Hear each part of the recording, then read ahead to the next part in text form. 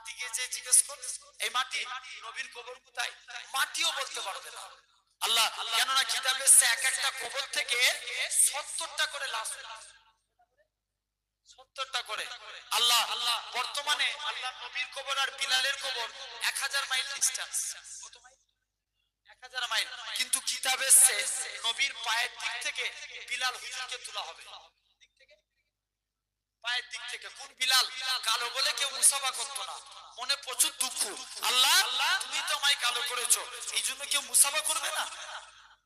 আল্লাহ নবী বিলালকে বললেন, বাবা বিলাল যাও তুমি একটা খুরমা নিয়ে আসো।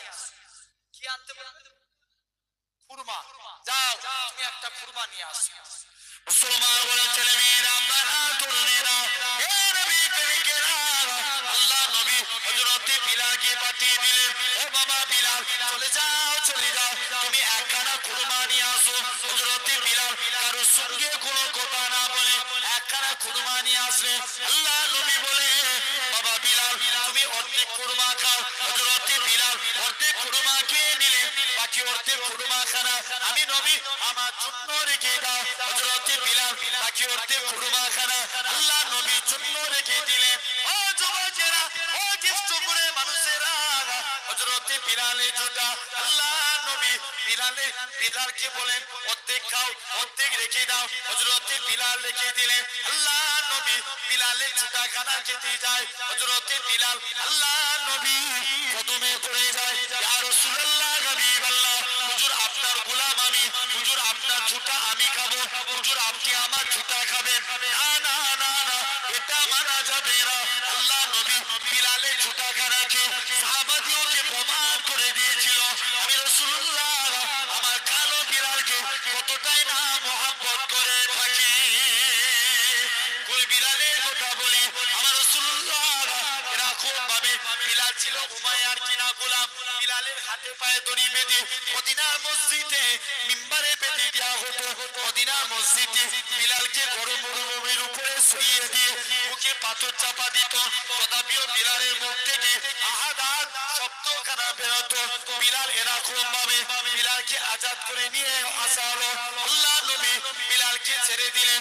বিলাল আজান দিত, কিছু সাহাবীরা আল্লাহ নবীর দরবারে নালিশ করতে লাগে, ইয়া রাসূলুল্লাহ হাবিবাল্লাহ, ইয়া রাসূলুল্লাহ হাবিবাল্লাহ, হুজুর আমাদের বিলালের আজানকে আমাদের ভালো লাগে না, বিলালকে আজান দেওয়া থেকে বরখাস্ত করে দাও।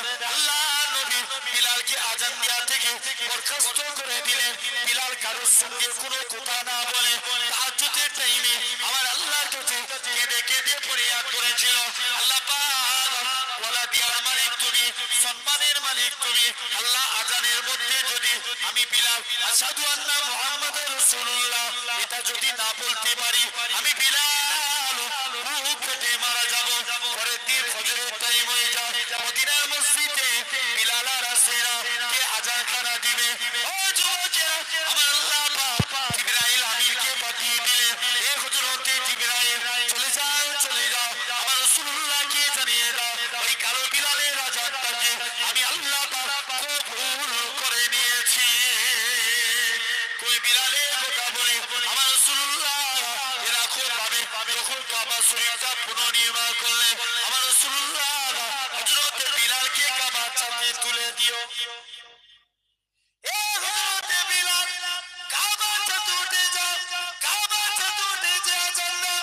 হযরত বিলাল বলতে লাগে, ইয়া রাসূলুল্লাহ হাবিবাল্লাহ, কখনো মদিনা শরীফ থেকে কাবা দিকে মুখ করে আজান দিয়েছি, কখনো বাইতুল মুকাদ্দাসের দিকে মুখ করে আজান দিয়েছি। ইয়া রাসূলুল্লাহ হাবিবাল্লাহ, হুজুর আজকে আপনি আমি বিলালকে কাবার সাথে তুলে দিয়েছে, আমি কোন দিকে ফিরে আজান দেব? আমার রাসূলুল্লাহ কি বলেছিলেন, এ হযরত বিলাল তুমি কি আমি নবী আমায় দেখতে পাচ্ছ না? আমার থেকে ফিরে আজান দাও। আমার রাসূলুল্লাহকে আল্লাহ পাক কাবা বানিয়েছে।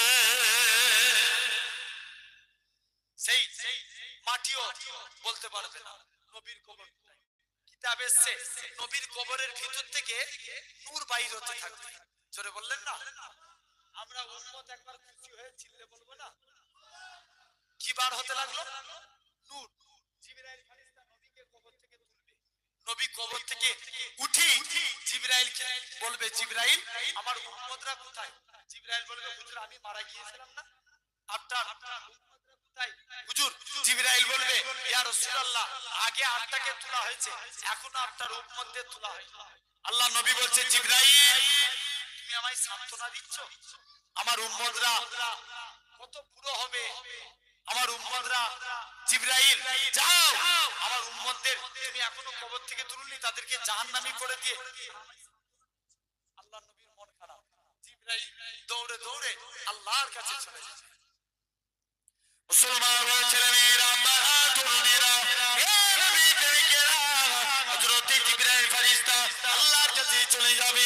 ওরে আল্লাহ পাক, আপনার হাবিবের মন খারাপ, আমার আল্লাহ জানাবে, হে হযরত জিবরাইল চলে যাও, চলে যাও, আমার হাবিবকে জানিয়ে দাও, আমার হাবিবের 70,000 উম্মতকে আমি আল্লাহ বিনা হিসাবে নাজাত দিয়ে দিলাম। হযরত জিবরাইল আমি আল্লাহর কাছে চলে আসবে। আল্লাহ পাক 70,000 কে আল্লাহ বিনা হিসাবে নাজাত দিয়েছে। আল্লাহ নবী বলে, জিবরাইল এতে আমি নবী আমার মন ভরে না, তুমি আরেকটু বাড়িয়ে নিয়ে আসো। ও যুবকেরা, হযরত জিবরাইল আমি আল্লাহর কাছে চলে যাবে। ওরে আল্লাহ পাক, আপনার হাবিবের মন খারাপ, আমার আল্লাহ জানাবে, এ হযরত জিবরাইল চলে যাও, চলে যাও, আমার হাবিবকে জানিয়ে দাও, আমার হাবিবের 70,000 উম্মতকে 70,000-এর এক একজন 70,000 করে নাজাত নিয়ে যাবে। তার পরিধি হলো একসঙ্গে 4,90,00,000 মানুষ বিনা হিসাবে আল্লাহর জান্নাতি হবে। কত কোটি? 4,90,00,000 একসঙ্গে বিনা হিসাবে জান্নাতি। 3 নম্বর হয়ে গেল। 4র্থ নম্বর, নবীকে নবী কিয়ামতের দিন উম্মতের চিন্তা করবে। জোর করে বলো, কিয়ামতের দিন সব নবীর উম্মতের চেহারা, যারা জাহান্নামী হবে তাদের চেহারা আগুনে পুড়ে পুড়ে কালো হয়ে যাবে। কি হবে? আগুনে পুড়ে পুড়ে কালো হয়ে যাবে। তাদের হাতে আগুনের বালা পড়াবে, বেরি, পায়ে আগুনের চেন, গলায় আগুনের শিকল। কিন্তু আমার আপনার নবীর উম্মতের চেহারা আগুনে পুড়ে কালো হবে না। এরা যদি জাহান্নামীও হয়, এদের উম্মতের চেহারা আগুনে পুড়ে পুড়ে কালো হবে না। এদের হাতে আগুনের বেরি পড়াবে না, পায়ে চেন দিবে না, গলায় শিকল দিবে না। মালিক ফারিস্তা জিজ্ঞেস করবে, আল্লাহ এরা কারা? আল্লাহ বলবে, মালিক চুপ কর, এরা আমার হাবিবের উম্মত। কার উম্মত? হাবিবের উম্মত। জাহান্নামের দিকে একটা চেয়ার, জান্নাতের দিকে দুটো। জান্নাতের দিকে আরে জান্নাতের দিকে দুটো, জাহান্নামের দিকে একটা। জিবরাইল কে নবী জিজ্ঞেস করবে, জিবরাইল এটা কেমন করে সম্ভব? জিবরাইল বলবে, ইয়া রাসূলুল্লাহ যখন আপনার উম্মতগুলোকে জাহান্নামের দিকে নিয়ে যাবে, আপনি জাহান্নামের গেটের কাছে বসে থাকবেন, আপনার উম্মতগুলোকে জাহান্নামের দিক থেকে আল্লাহ জান্নাতের দিকে পাঠাবেন। আর জান্নাতের দিকে দুইটা চেয়ার আপনার দুই নাতি নওসায়ে রাসূল ইমামে হাসান হুসাইনের জন্য। কেননা আপনার দুটো নাতি আপনার উম্মতগুলোকে ওয়েলকাম জানিয়ে আল্লাহ জান্নাতে প্রবেশ করাবে। আরো জোরে বলা গেল না? সেই তো মুহররম মাসে, ঠিক কি না? এই দিনের গুরুত্ব আছে। এই দিনটা আমরা পূজা রেখে, এই দিনটায় আমরা তাসবিহ তাহলিল করে, দেখবেন অনেকে এই এটার নাম কি তাজিয়া বার করে বুকে মেরে হাই হোসেন করে, আমি হোসেনকে মহব্বত করি, এটার নাম মুহররম না। ভুল বলছি না ঠিক বলছি? আমি একজন আল্লাহর ওলি হযরতে শিবলি রহমাতুল্লাহ আলাইহি, শিবলি রহমাতুল্লাহ আলাইহি ওনার জীবনী পড়ছিলাম। ওনার জীবনী পড়তে পড়তে আমি দেখতে পেলাম, উনি বলেন আমি কারবালার দিনে, শুনছেন, আশুরার দিন আমি 2 রাকাত নামাজ পড়ে, ওই 2 রাকাত নামাজের সওয়াব যত কারবালা প্রান্তরে সব শহীদ হয়ে গেছে তাদের নামে সওয়াব বখশি করেছি। এখন সেই রাত্রি আল্লাহ রাসূলের সঙ্গে আমি শিবলির দিদার নসিব হয়ে গেছে। আসতে হয়ে গেল না? আরো জোরে বলা গেল না? কার সঙ্গে দিদার নসিব হলো? আল্লাহ নবীর সঙ্গে দিদার নসিব হলো। তাহলে ভাবেন, এটার নাম ওই বুকে বুক চাবড়ানো, মানে এটার নাম কিন্তু হুসাইনি মহব্বত না, ঠিক না বল? ওই দিনে তুমি যদি প্রকৃত হুসাইনকে মহব্বত করো, যাও না ওই দিনে তুমি হুসাইনের নামে দোয়া চাও, ওই দিনে রোজা রাখো। নবী বলছেন তোমরা একদিন আগু পিছু করে রোজা রাখবে, কারণ ইসলাম কারণ অনুসরণ করে। এই জোর করে বলো, একটু জোর করে বলো। আমার দেশে একটা কথা প্রচলন আছে, ধর্ম যার যার উৎসব সবার। কথা বলেন, এই খারাপ বলছে, বুঝতে হবে ভাই। আমি বিশ্বাস করেন আমি কারোর বিরোধিতাও করতে এসিনি আর কারোর পক্ষ নিয়েও কথা বলতে এসিনি। ধর্ম যার যার উৎসব সবার, এটা মানা যাবে? যারা যারা বলবে এই কথা, তাহলে তাদেরকে কোন টাইমে কথা বলে না কেন, কুরবানির টাইমে দাওয়াত দিবেন। বলবে ধর্ম যার যার উৎসব সবার, তোমরা এসো কুরবানির দিনে, কি একটা গরুর ঠ্যাং ধরো, আরেকটা ঠ্যাং ধরো। ভুল বলছি না ঠিক বলছি? এই মানবে? তখন কথা বলে না, মানবে? যদি বলে যার যার মাস সবার, মেনে নেবে? জেনে রেখে দেন, এত সহজ জিনিস না আমার ভাইরা, আপনারা তরুণা। ইসলাম কারণ অনুসরণ, কথা বলেন না কেন? ইসলাম কারণ অনুসরণ করে? ইসলাম কারণ অনুসরণ করে না। আল্লাহ নবী এ সম্পর্কে কুরআন শরীফ সূরা বাকারা 208 নাম্বার আয়াত আল্লাহ বলছেন, মনে করেন 208, কত বললাম? 208, 208 নাম্বার আয়াত আল্লাহ বলছেন, ইয়া আইয়ুহাল্লাযীনা আমানু, হে বিশ্বাসী বান্দারা, আল্লাহ বলছেন ইয়া আইয়ুহাল্লাযীনা আমানু উদখুলু ফিস সিলমি কাফা। আল্লাহ বলছেন বান্দা, হে ঈমানদার বান্দারা, তোমরা পরিপূর্ণ ইসলামে প্রবেশ করো।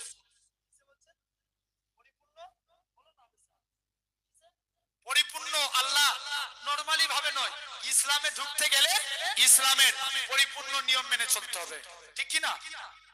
উদখুলু ফিস সিলমিকা, এই আয়াতের ব্যাখ্যা করেন আল্লাহ বলছেন পরিপূর্ণ ইসলামে প্রবেশ করো।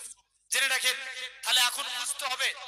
এখন ধরেন আল্লাহ রাসূলের সাহাবীরা বলল, আমি এই প্রসঙ্গটা কেন আসলাম, নবীর সাহাবীরা বলছে হুজুর পূর্বেকার যুগ থেকেই তো ওই আশুরা 10 তারিখটা একটা গুরুত্বপূর্ণ দিন, আর ইহুদিরা তারা রোজা রাখে, খ্রিস্টানরা আশুরা পালন করে, সব নবীর উম্মতেরা আশুরা পালন করে এসেছে। হুজুর আমরা যদি ওই দিনটাই রোজা রাখি, তাহলে ওরা বলবে না, আমাদেরকে ঠাট্টা করবে না যে তোমরা ইসলামকে, ইসলামের অনুসারী হয়ে ওরা আমাদের অনুসরণ করছে? আল্লাহ নবী তৎক্ষণাৎ বললেন, বাবা তোমরা একদিন আগু পিছু করে রোজা রাখবে। আগু পিছু করে মানে হয় 9 তারিখ, বলো বলো, ওই 9 তারিখ 10 তারিখ, আর নারে 10 11, এই একদিন আগু পিছু করে রোজা রাখবে। জানবেন এই দিনে রোজা রেখে কারবালা প্রান্তরে যারা শহীদ হয়েছে তাদের জন্য দোয়া চাও। ইমামে হুসাইন যে শহীদ হয়েছে, এটা কাদের জন্য? সিরেফ আপনার আমার জন্য, ন্যায়কে প্রতিষ্ঠা করার জন্য, হককে জিন্দা করার জন্য, ঠিক না ভুল? আমি আসছি না, একটু হুসাইনের কথাই বলবো। আমি যেহেতু আমি একটা বিষয় নিয়ে আলোচনা করছিলাম, তাহলে আমি দুটো পয়েন্টের উপরে আলোচনা করেছি। আল্লাহর মুমিন বান্দা হতে গেলে 1 নাম্বার নামাজ পড়তে হবে, 2 নম্বর কি নবীকে, কথা বলো না, নবীকে ভালোবাসতে হবে, 3 নাম্বার আমরা তাকওয়া অবলম্বন করব। কি অবলম্বন? জোর করে বলো। তাকওয়া, তাকওয়া মানে কি? খোদা ভীতি। দেখবেন এই তাকওয়া মিনিংসটা আগে বুঝতে হবে। আচ্ছা মনে করেন তো, কালীপুরের মানুষ আপনারা মনে করেন এই তাকওয়া মিনিংসটা আগে বুঝবো। 1 নাম্বার আমরা অনেকে ইস্তেনজা করি, হ্যাঁ কি না? জোর করে বলো। ইস্তেনজা করি, যখন দেখবেন ইস্তেনজা থেকে উঠে দাঁড়িয়ে পড়ি, 1 টোপা 2 টোপা প্রস্রাব আমাদের লুঙ্গিতে পড়ে যায় না? এই অনেকের এই প্রবলেম হয় না, হয় না? কথা বললো না? অনেকের এই প্রবলেম হয়, প্রস্রাব 1 টোপা 2 টোপা প্রস্রাব লুঙ্গিতে পড়ে যায়। পরিমাণ দেখতে হবে, পরিমাণ যদি খুব বেশি হয়ে যায় তাহলে ওই লুঙ্গি চেঞ্জ করতে হবে। আচ্ছা বলুন, ওই লুঙ্গিতে কি নামাজ হবে? আমি এই মাত্র কি বললাম, মশলা আলাদা ব্যাপার, তাকওয়া আলাদা ব্যাপার।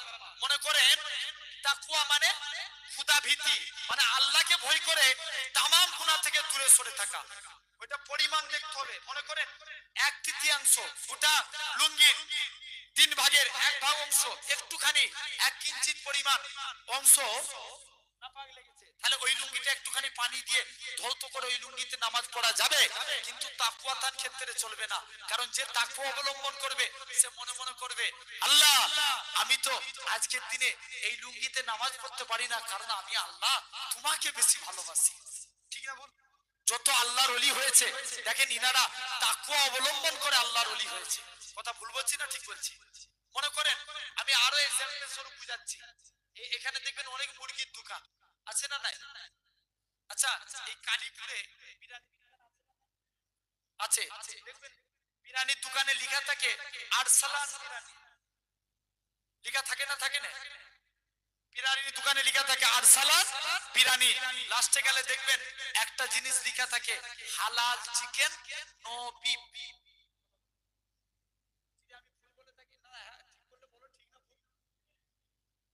থাকে না থাকে না? আচ্ছা মনে করেন আমি বুঝানোর জন্য বলছি, একটা হিন্দু লোক দোকান করেছে, একটা মুসলমানদের কর্মচারী রেখেছে, সাইনবোর্ডে লিখে দিয়েছে হাজি বিরিয়ানি হালাল চিকেন নো বিফ, মানে গরুর মাংস নয় কিন্তু চিকেন হালাল। বলো তো ভাই ওই বিরিয়ানি দোকানে বিরিয়ানি খাওয়া যাবে? বলে হুজুর তুমি চুপ করে ওয়াজ করবে করে এত জিজ্ঞেস করে জ্বালাবে, এই রাগ করছে নাকি ভাই? খারাপ লাগছে? আমি আবারও বলছি ওয়াজ বুঝার জিনিস ভালো করে বুঝবেন ভাই। এই মাত্র বললাম মশলা আলাদা ব্যাপার, তাকওয়া আলাদা ব্যাপার। শরিয়াতের মশলা অনুযায়ী যেহেতু ওখানে হালাল খাদ্য লেখা আছে খাওয়া জায়েজ, খাওয়া জায়েজ, কিন্তু তাকওয়া তার ক্ষেত্রে চলবে না। যদি বলেন কেন? যে তাকওয়া অবলম্বন করবে সে ভাববে যে মুরগিটা কষ্টটা ঠিকভাবে হালাল হয়েছে কি। কথা বলেন ঠিক না? যে তাকওয়া অবলম্বন করবে বলবে যে মুরগিটা জবা করেছে ঠিকভাবে জবা করেছে কিনা। এখন তো দেখবেন মুরগির দোকান আলাও অনেকে লিখে দেয় 100 টাকা কিলো, যদি হালাল চিকেন, হালাল চিকেন 100 টাকা কিলো রেডি করা জিনিস হালাল চিকেন। দেখবেন এই কৃষ্ণপুরের একটা মানুষ থাকবে সব মুরগির দোকানে লাইন। কথা বলছে না কেন? কিন্তু দেখবেন অনেক দোকানদার আছে তুয়া জানে না কারা জবাই করবে, কি বলেছো তুয়া জানে না 786 বলবে মুরগি চালিয়ে যায়, হালাল হবে? এই জোরে করে বলো না, জেনে রেখে দেন। এমনও অনেকে আছে দেখবেন হিসাবে পানি লাইনে মুরগি জবাই করে, অনেকে আছে আবার তো হাফ প্যান্ট পরি মুরগি জবাই করে, আছে না নাই? জোর করে বলো, তাহলে জেনে রেখে দেন সোনার ভাইরা আপনারা তরুণেরা, তাহলে তোমাকে আমাকে বুঝা লাগবে এই তাকওয়া অবলম্বন করতে হবে। একটা দেখেন মানে ক্ষুধা ভীতি, এক যুবক ছেলে প্রতিদিন রাত্রে তাহাজ্জুদের নামাজ পড়ে,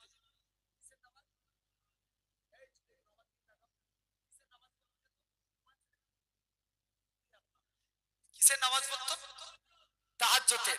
এখন জেনে রেখে দাও প্রতিদিন রাত্রে তাহাজ্জুদের নামাজ পড়তে যেতে একটা মেয়ে যুবকের সামনে এসে দাঁড়িয়ে গেল, একটা ছেলে আর মেয়ে, বলেন যে এটা লোহা, এই জায়গায় চুম্বক রাখলে কি হবে? টেনে নিবে না? ছেলে আর মেয়ে কাছাকাছি থাকলে কি হবে? আকর্ষণ হবে না হবে না? কাছাকাছি থাকলে আকর্ষণ হবে, গুনার কাজ তৈরি হবে, সৃষ্টি হবে। এখন ছেলে আর মেয়ে, যেই যুবকটা রাত্রে তাহাজ্জুদের নামাজ পড়তে যাচ্ছে মেয়েটা এসে কাছে দাঁড়িয়ে গেল, যুবকটা বলছে তোমাকে আমি, তুমি কোথায় যাচ্ছ? বলছে মসজিদে যাচ্ছি, আমার রাস্তা ছেড়ে দাও। বলছে না তোমাকে মসজিদে যেতে দেবো না। যুবক মহিলাখানা আস্তে আস্তে করে যুবকের সামনে এসে দাঁড়িয়ে গেল, যে না তোমায় আর মসজিদে যেতে দেবো না। যুবক ছেলেখানা আস্তে আস্তে করে মসজিদের দিকে আর যেতে পারলেন না, অনেকক্ষণ মহিলাটা যুবকের কাছে দাঁড়িয়েছে আর মসজিদের দিকে যেতে পারলেন না। বলছে আল্লাহ উপায় কি আছে? যুবক ছেলেখানা আস্তে আস্তে করে আর মসজিদের দিকে যখনই যেতে পারলেন না, মহিলা যুবকের হাত ধরে বাড়িতে নিয়ে চলে গেছে। মহিলাটা যুবকটাকে যে জড়িয়ে ধরেছে, মানে হাত করেছে, যেটাকে ইংরেজিতে বলা হয়। দেখবেন আমাদের সমাজেও হয় এরকম, ফেব্রুয়ারি মাসে আছে না নাই ভ্যালেন্টাইন্স ডে পালন করে, কথা বলেন, এরা আমাদের ঘরে কিছু কিছু যুবক আছে দেখবেন এরা এত বড় কপাল ফাটা জলসাই 200 টাকা